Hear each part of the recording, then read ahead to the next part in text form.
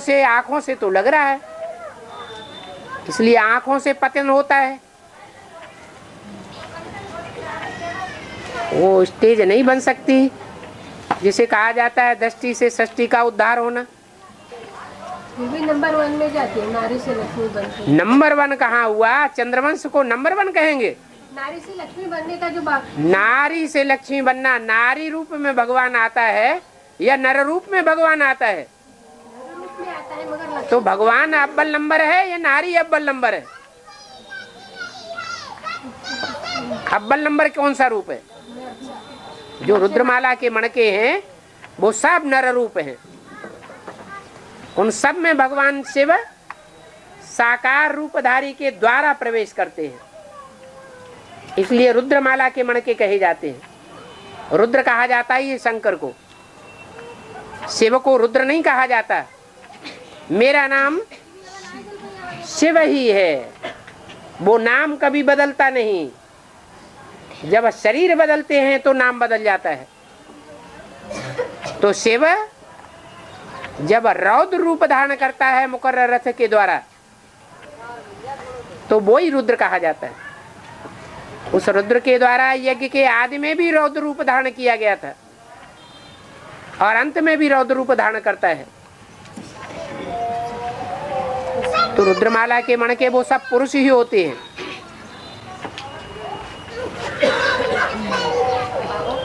हाँ, योगिनी माँ छोटी मम्मी का बीज है। योगिनी माँ छोटी मम्मी का बीज है। छोटी मम्मी का बीज है। अच्छा, और बड़ी मम्मी का बीज नहीं है?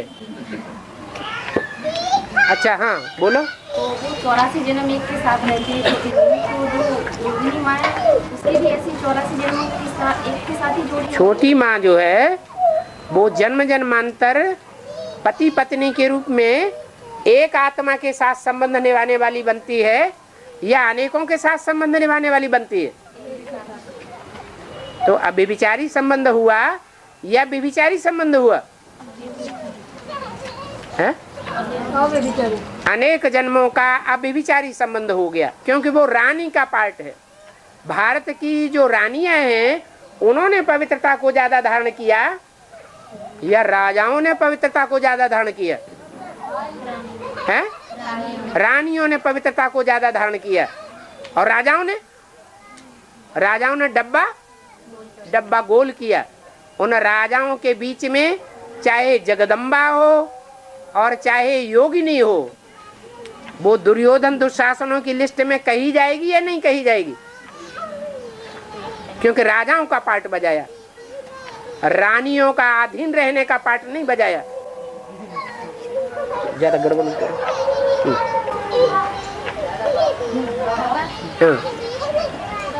समझ में आ गई बात? हाँ जी।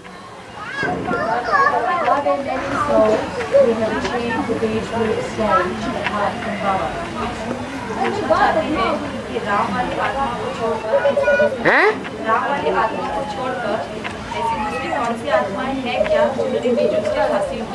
जो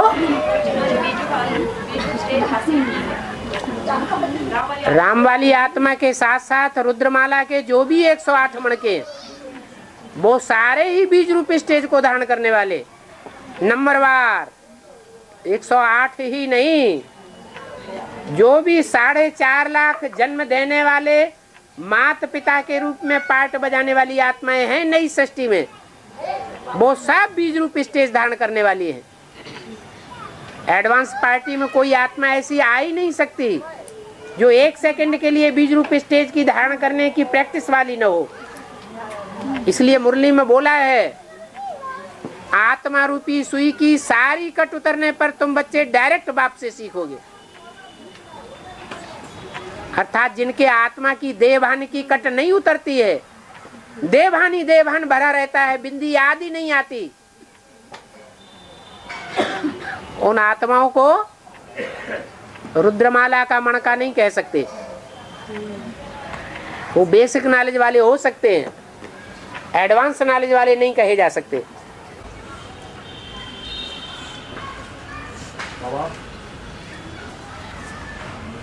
ज्योग्राफिक पॉइंट से ऑस्ट्रेलिया की मिट्टी में डस्ट नहीं होता, धूल नहीं होता। फ्रांस में मच्छर नहीं होता, इसका वेद ऑस्ट्रेलिया की मिट्टी में क्या नहीं होता? डस्ट, धूल नहीं होता। ये ऑस्ट्रेलिया से तो आए हैं, इनसे पूछो वहाँ डस्ट होती है कि नहीं। फ्रांस में रुको रुको, एक बात पक्की कर लो पहले। हाँ भाई, है वो बोलते डस्ट है लेकिन बहुत नहीं है। हाँ मिट्टी है, ऐसे नहीं ऑस्ट्रेलिया में मिट्टी नहीं है। जहाँ जहाँ जमीन होगी, जहाँ जहाँ धरनी होगी, वहाँ वहाँ डस्ट जरूर होगी। तो ऑस्ट्रेलिया की मिट्टी में डस्ट है, ऐसे नहीं डस्ट नहीं है, लेकिन हिंदुस्तान के मुकाबले कम है, होनी चाहिए। हिंदुस्तान में देवभान की मिट्टी ज्यादा होनी चाहिए या विदेशों में देवभान की मिट्टी ज्यादा होनी चाहिए? हिंदुस्तान में देवभान की मिट्टी ज्यादा होनी चाहिए। हाँ, और आगे फ्रांस क्या? फ्रांस में मच्छर नहीं होता। हाँ, इसका आध्यात्मिक कारण है कोई या फ्रांस जब शब्द है तो उसका अर्थ भी होगा। फर माने क्या? जिससे बना फर्रुखाबाद। और अंश माना क्या है? फर माने तेजी से, फर माने तेजी से, और अंश माने थोड़ा सा कहीं ना कहीं बीज जरूर है। तो जो फट से अंश पकड़ ले, माना जो बड़ी तीव्र गति से ज्ञान के अंश को पकड़ ले, वो हुआ फ्रांस।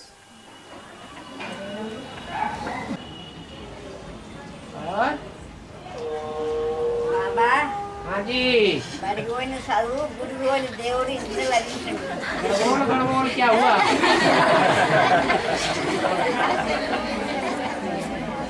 क्या बोल रहे हैं? बड़गोन साधु गुड़गोन देवरी इतने लगी हाथ तो उठाओ, कहाँ से बोल रहे हैं? सही हाँ, क्या कह रही है?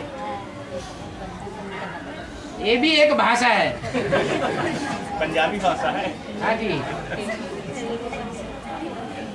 अरे पंजाबी है तो कौन है इधर? हैं? तेलुगु? तो बोलो फिर, तेलुगु तो यहाँ बहुत है। बड़गोन साधु गुड़गोन देवरी इनका लगी हाँ हाँ, वो तो सुन लिया। बड़गोड़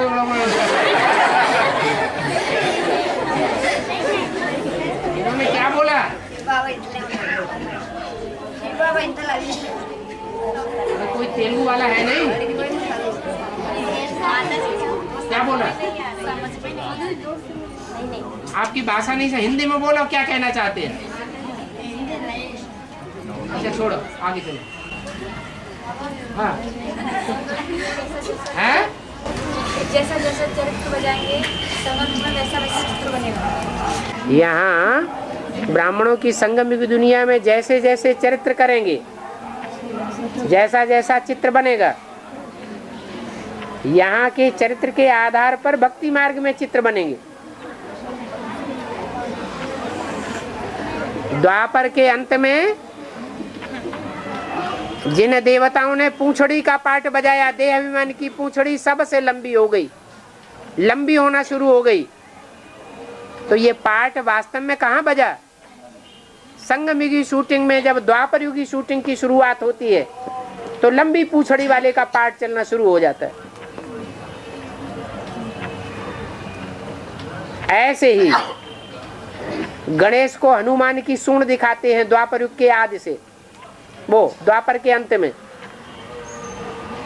तो कोई ऐसे देह अभिमान के सूंड वाले हैं जिनकी आंखों में बहुत मद भरा रहता है, जिनके कान जो हैं ज्ञान सुनने और सुनाने में बहुत तीखे होते हैं, सबसे जास्ती ज्ञान सुनते हैं और दूसरों को सुनाते हैं, लेकिन देहभान नहीं छोड़ पाते।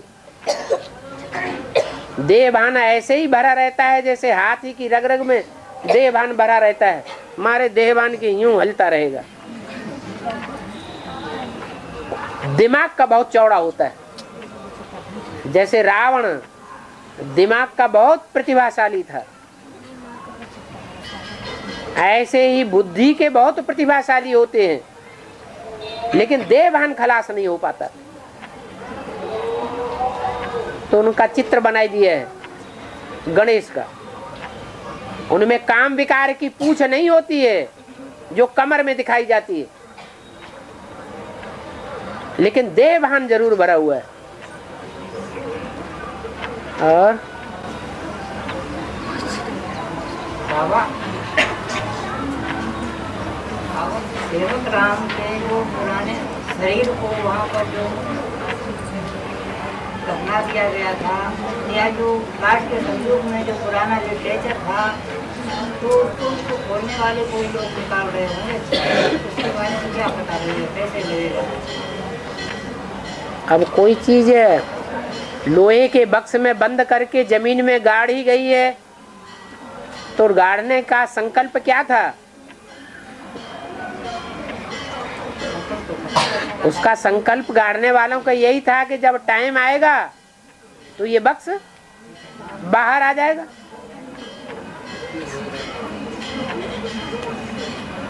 तो प्लानिंग चल रही है चलाने वालों की कि वो मकान ही खरीद लिया जाए और उसकी खुदाई की जाए और उसमें से वो बक्सा निकाल लिया जाए, ताकि शुरुआत का सतो प्रधान जो ज्ञान है वो बाहर आ जाए। उस समय तो यहाँ के लोग वहाँ चले जाते थे, कोई पास की जरूरत नहीं होती थी, और कोई बंटवारा होने पर कोई जा नहीं सकता ऐसे। ऐसी तो कोई बात नहीं है। एडवांस में सबसे पहले जो ज्ञान में आया विदेशियों के बीच में से, वो पाकिस्तानी ही आदमी आया, वो अभी पाकिस्तान की नागरिकता वाला है। और बाबा बलराम का पाठ किसका बताया? बलराम, जैसे बलराम और कृष्ण की जोड़ी है, ऐसे ही रामायण में राम और लक्ष्मण की जोड़ी है। ये बाप दादा का पाठ साथ ही साथ है, चाहे रामायण हो और चाहे महाभारत या गीता हो, भागवत हो। जो राम है वो ही बलराम है। और बाबा कमला का अर्थ बताया, कमलाई वाला क्या हैं? कमला का अर्थ बताया, कमलाई वाला क्या? कमला, कमल शब्द से बनता है कमला। क्या? कमल माना कमल का फूल रहता है कीचड़ में। कीचड़ की दुनिया में रहते हुए भी उसमें कीचड़ में से जब कमल का फूल बाहर निकालते हैं तो कीचड़ का एक बूंद भी उसमें ठहरता नहीं। माना लगाव झुकाव की बीमारी उतनी ज्यादा होती नहीं है जितना और फूलों में होती है, इसलिए उसका नाम है कमला। क्या कमला? जो कीचड़ का लगाव झुकाव है वो कम लगता है, इसलिए उसका नाम है कमला। और हाँ, सवाल पूछा था, वो सवाल ये है, लौकिक में जो स्कूल में पढ़ाई पढ़ते हैं और मंदिर में जो पढ़ाई पढ़ते हैं उसमें क्या अंतर है? लौकिक में जो पढ़ाई पढ़ते हैं वो 5 तत्वों की पढ़ाई पढ़ते हैं, और मंदिर में जो पढ़ाई पढ़ते हैं वो भक्ति मार्ग की पढ़ाई पढ़ते हैं, और ज्ञान मार्ग में जो पढ़ाई पढ़ते हैं वो ज्ञान की बातों की पढ़ाई, आत्मा परमात्मा की पढ़ाई पढ़ते हैं। तीनों में बहुत अंतर आ जाता है। और भक्ति मार्ग में, हाथ उठाओ। हाँ, भक्ति मार्ग में शंकर को विष पीते दिखाया। क्या दिखाया? शंकर को विष पीते दिखाया। शंकर को विष पीते दिखाया। हाँ जी। और मीरा को भी विष पीते दिखाया। हाँ, दोनों में अंतर क्या है? और दोनों संगी साथी रहे होंगे। वो जगत पिता रहा होगा, वो जगदम्बा रही होगी, तो दोनों का काम एक जैसा ही होगा कि नहीं अलग अलग होगा? है क्यों? शंकर ने विश्व कल्याण के लिए विष पिया और मीरा क्या अपने कल्याण के लिए, स्वार्थ के लिए विष पिया? मीरा को पिलाया गया, लेकिन पिया किसने? तो फिर जबरदस्ती किया है तभी तो पिलाया गया। अरे यहाँ भी तो देवताओं ने पिलाया शंकर जी को। देवी देवताओं ने पिलाया तब पिया। जब वो कोई पीने के लिए तैयार न हुए, मरने के लिए सब तैयार हो गए। भले मर जाएंगे तो मर जाएंगे, सारी दुनिया मर जाएगी तो हम भी मर जाएंगे। सब तैयार हो गए मरने के लिए, तो उन्होंने कहा अच्छा मरो मत, लाओ हम पी लेते हैं। और बाबा गणेश पाना क्या? गण कहते हैं समूह को, देवताओं का जो समूह है, संगठन है, उनका ईश, ईश माने स्वामी, जो देवताओं का संगठन है उसका जो प्रतिनिधित्व करता है उसका नाम रख दिया है गणेश। और बाबा बगुला गाने खाने वाला होता है और हंस ज्ञान को मोती देने वाला होता है, तो बगुला कौन है और हंस कौन है? ज्ञान में चलते हुए जो गंध की बातों में जिनकी बुद्धि लगी रहती है, अज्ञान की गंध कहो, देह अभिमान की गंध कहो, वो गंध खाने में ही जो लगे रहते हैं वो है बगुले। और ज्ञान में चलते हुए जिनकी बुद्धि में ज्ञान रतन ही रमण करते रहते हैं, बाबा के महावाक्य ही रमण करते रहते हैं, मनन चिंतन मंथन में ही बुद्धि लगी रहती है, देवान की बातों में बुद्धि नहीं लगती है, उनको हंस कहेंगे। हंस हमेशा मोती चुगते हैं, वो ज्ञान के मोती हैं। हंस नीर क्षीर विवेकी होते हैं, पानी पानी अलग कर देते हैं, दूध को अलग कर देते हैं। इसका मतलब ये हुआ कि मनुष्य जो कुछ ज्ञान सुनाते हैं वो पानी पानी का ज्ञान सुनाते हैं, सुना हुआ ही सुनावेंगे। और भगवान तो सुना हुआ नहीं सुनाता है, वो तो दूध ही दूध सुनाता है। जो मुरली है, मुरली के महावाक्य हैं, वो असल दूध है। उस दूध को मंथन करेंगे तो मक्खन निकलेगा। गंगा की सुनाई हुई बातों का मंथन करेंगे तो मंथन नहीं निकलता, क्योंकि गंगा पानी की गंगा है। गंगा मंथन करके नई बातें नहीं निकाल सकती। अब वो गंगा हो, यमुना हो, सरस्वती हो, भगवान की सुनी सुनाई बातें ही सुनाई सकती है, नई बातें कुछ मंथन करके नहीं निकाल सकती। और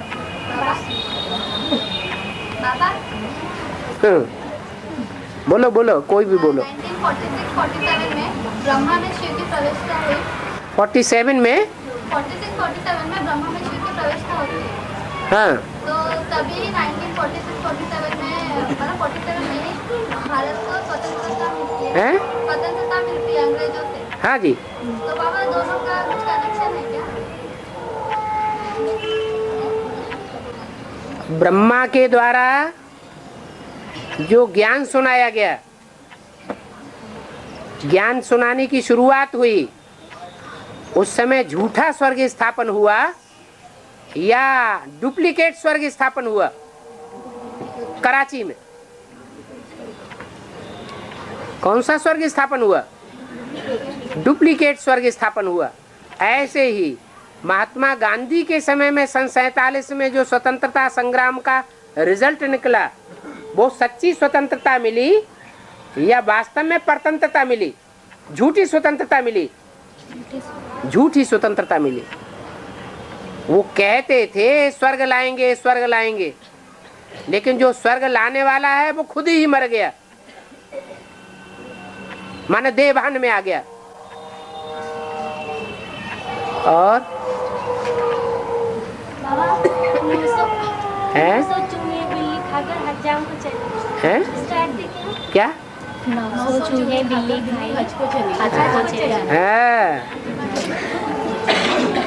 चूहे में मांस ही मांस ज्यादा होता है कि हड्डियां भी होती हैं?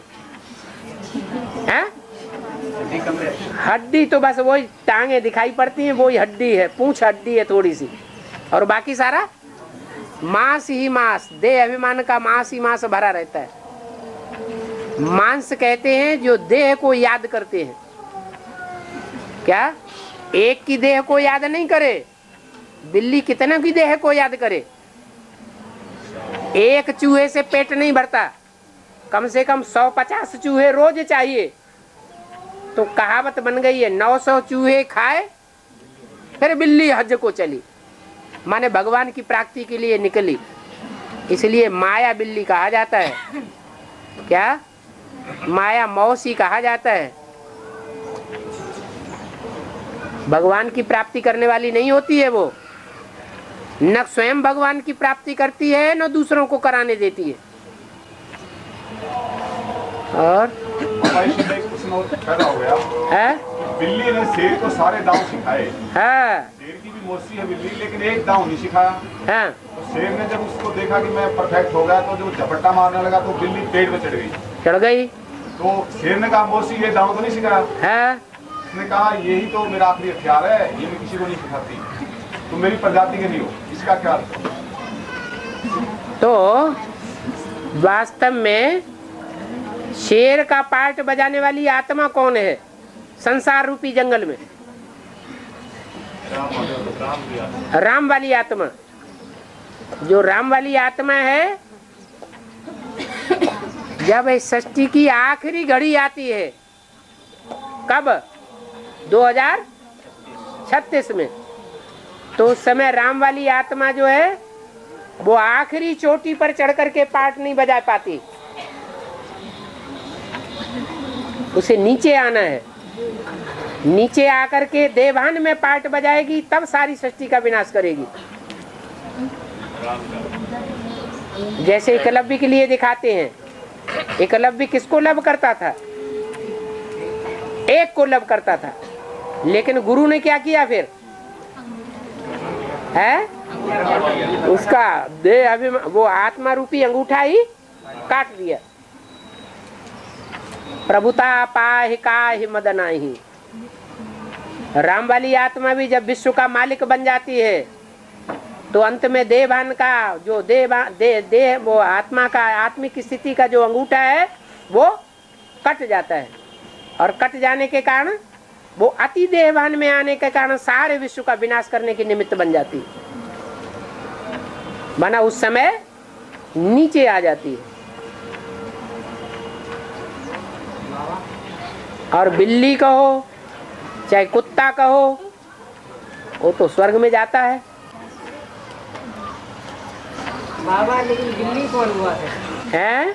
आपने कहा शेर तो जो सारा दूध पी जाती है उसे कहते हैं माया बिल्ली। जिसकी गोद में बैठ करके दूध पीती है उसी को पंजा मार देती है, उसको कहते हैं बिल्ली। और सतयुग में 8 जन्म हैं? सतयुग में 8 जन्म है, त्रेता में 12 जन्म, हाँ जी, द्वापर युग में 31 जन्म, कलि युग में 42 जन्म। हाँ लेकिन ये चारों युग 1250 वर्ष होता है। हैं? 1250 वर्ष होता है। हाँ जी, हाँ जी। तो कोई युग में कम, कोई युग में ज्यादा जन्म क्यों? अरे जहाँ उम्र कम होगी तो जन्म ज्यादा होंगे, और जहाँ उम्र लंबी होगी तो जन्म कम होंगे। सतयुग में 150 साल उम्र होती है, तो 150 साल को 8 में गुणा किया तो कितना आया? 8 ड्यूडू 12 जन्म होंगे। त्रेता में जन्म बढ़ जाएंगे क्योंकि उम्र कम हो जाती है। वाह भैया, तू तो खूब मंथन करती है। और बाबा, हाँ, कृष्ण जब सुदर्शन चक्र चला करके शिशुपाल का वध करता है तो उसकी उंगली कट जाती है। इसका तो द्रौपदी उसको अपना साड़ी फाड़ के बांधती है।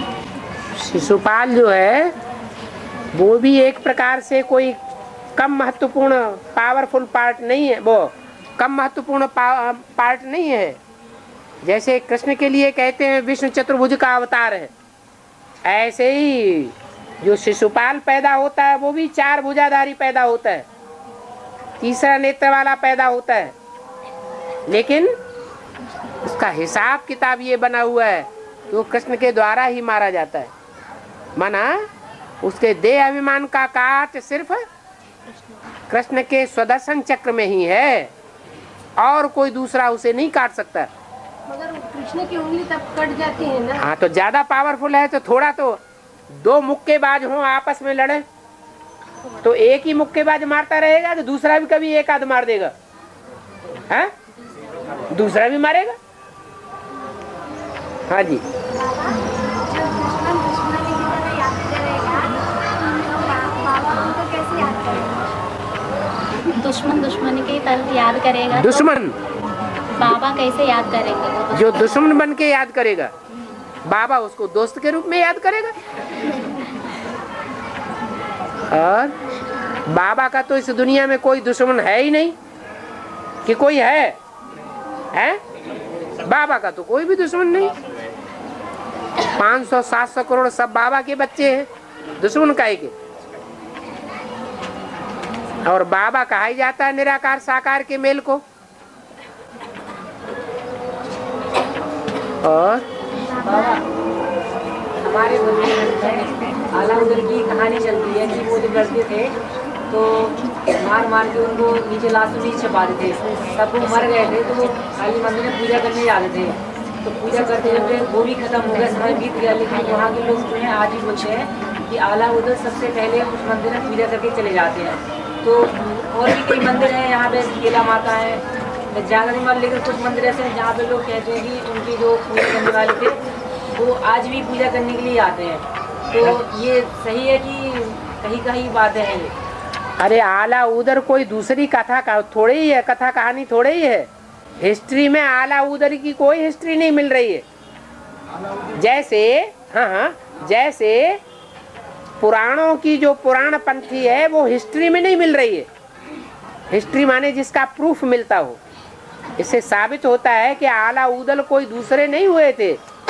आला और उदल रामकृष्ण की आत्माएं ही आला उदल है। उनकी कथा कहानियां आज ऐसे ही चल रही हैं जैसे पौराणिक कथा कहानियां रामायण की और महाभारत की चल रही है।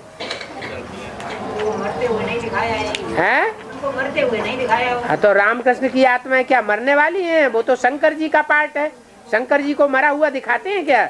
में चले गए। हाँ हाँ, ब्रह्मा का पार्ट प्रैक्टिकल में चला और शंकर भी प्रैक्टिकल चल रहा है।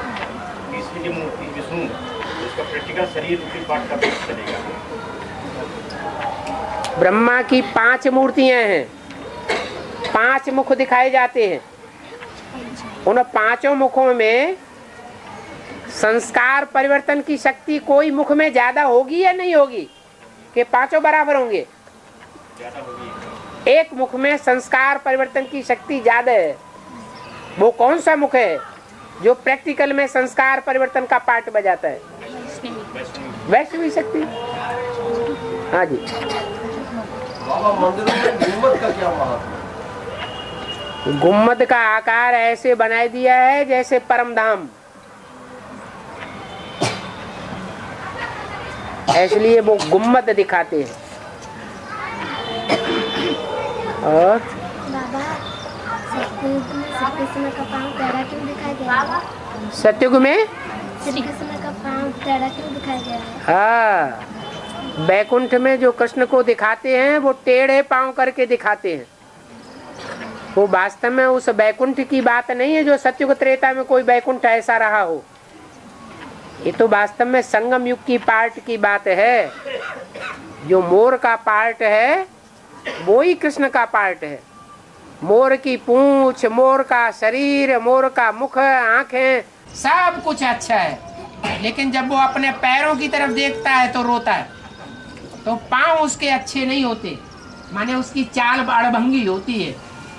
उसकी चाल कोई की समझ में आने वाली चाल नहीं है। अड़भंगी चाल होने के कारण कोई उसका चाल को पसंद नहीं करता। जैसे राम सीता के लिए बोला हुआ है, राम सीता हैं खादी के राजा रानी, माने और देवताएं खादी के राजा रानी नहीं है।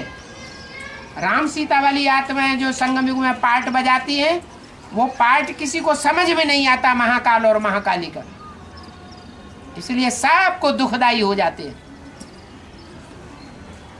भारी पड़ जाते हैं। जैसे खादी का कपड़ा बरसात के मौसम में बहुत भारी और चिपकने वाला बन जाता है, सर्दी में गर्म रहता है, सुख देता है, गर्मी में ठंडा रहता है, सुख देता है। ऐसे ही राम सीता वाली आत्माएं संगम युगी बरसात के सीजन में बहुत सुख देने वाली, दुख देने वाली बन जाती हैं। और सत्युग त्रेता में सुखदायी है। द्वापर कलयुग के गर्म सीजन में भी सुखदायी है। हाँ जी।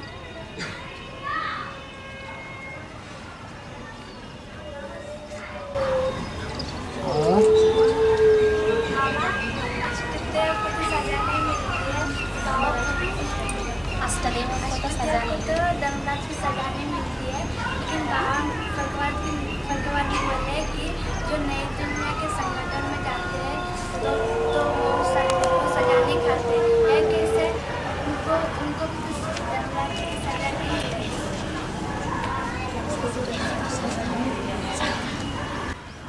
अष्टदेवों से अव्यक्त वाणी में बात की है कि नई दुनिया की सौगात तुम बच्चों को दी है ना, उस नई दुनिया में तुम आना जाना करते हो ना। इसका मतलब ये हुआ कि रुद्रमाला में जो 8 मणके हैं, पहले पहले सूर्यवंशी, उनमें कोई 2 ऐसे हैं जो संगठन की विशेष पालना करने वाले हैं, और बाकी 6 ऐसे हैं जो उसमें आना जाना करने वाले हैं।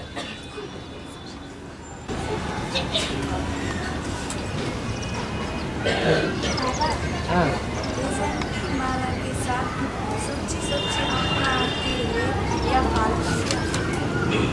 वैजयंती माला के साथ सच्ची आत्माएं आते हैं या फालतू आत्माएं? सच्ची आत्मा आते हैं या उनके साथ फालतू आत्माएं?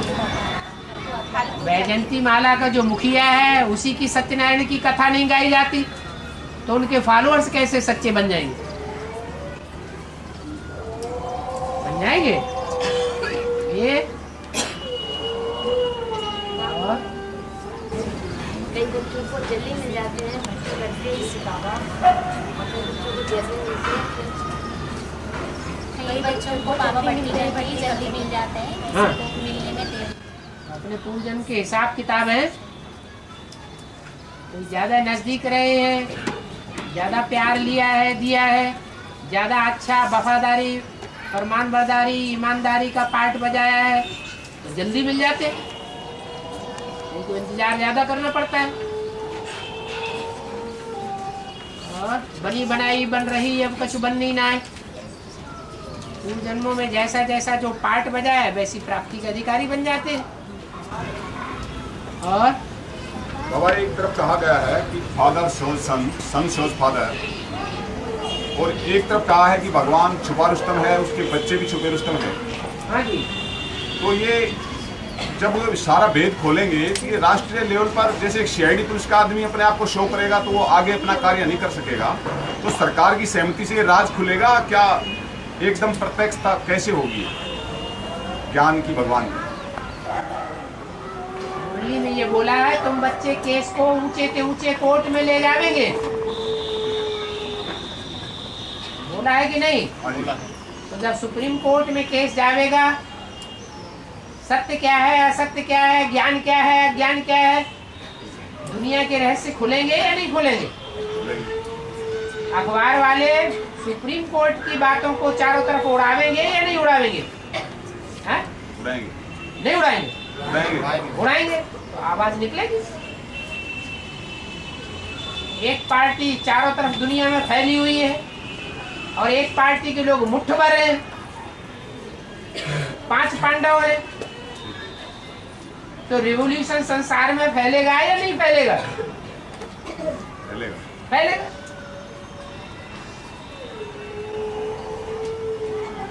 उसके लिए ब्राह्मणों की दुनिया की संख्या ज्यादा होना जरूरी है क्या? सरकार से कोऑर्डिनेशन जरूरी?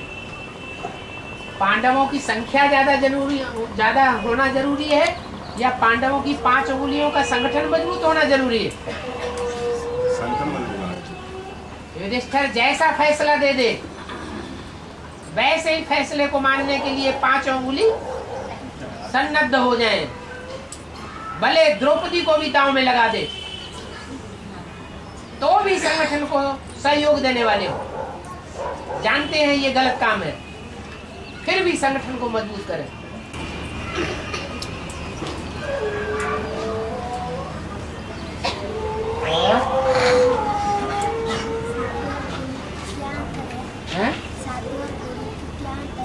सातवां, साधु और गुरु का क्या अंतर है? हाँ। साधु भी गुरु बन जाते हैं और सवाधु भी गुरु बन जाते हैं। साधु उनको कहा जाता है जो इंद्रियों की साधना करते हैं, इंद्रियों को साधने का पुरुषार्थ करते हैं, इंद्रियों को खुला नहीं छोड़ देते।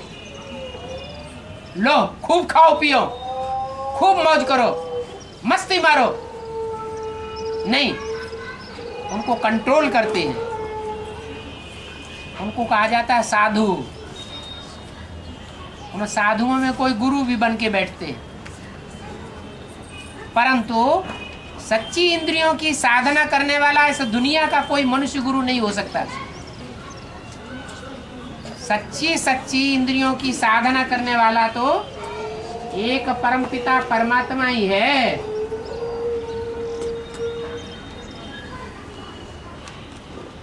जो आकर के साधु बनाता है। हम ब्राह्मण बच्चों को इंद्रियों की साधना करना सिखाता है कि घर गृहस्थ की कीचड़ में रहो, लेकिन मन बुद्धि से ऊपराम रहो। इसका मतलब ये नहीं कि बेविचारी बन जाओ। और इधर कोई पूछ रहा, हाँ, द्रौपदी, जिसका पद ध्रुव है, उसके पद को कोई नीचे ऊपर कर नहीं सकता। कैसा ध्रुव पद है? नैया डोलेगी लेकिन डूबेगी नहीं। कितना भी शरीर रूपी नैया का पुरुषार्थ हिलडुल करता रहे, लेकिन वो नैया डूबने वाली नहीं है, पार जाएगी।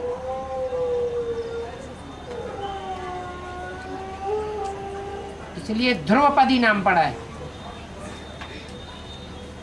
और सु माने सुंदर, भद्र माना कल्याणकारी, सुंदर कल्याणकारी माने असुंदरता का कोई नाम निशान नहीं।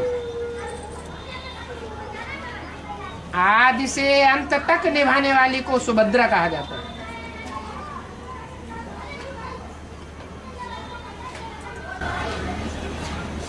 और बाबा, वो प्रजापितावादी आत्मा के द्वारा यज्ञ आती है, वो शंकर के नाम से प्रत्यक्ष होती है।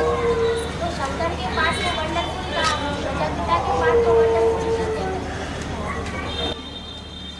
लेकिन मुरली में बोला है next to God is Prajapita, next to God is Shankar, next to God is Narayan, next to God is Krishna. तो नेक्स्ट टू गॉड माना गॉड के बाद दूसरा नंबर एक का ही होगा या दो चार का होगा?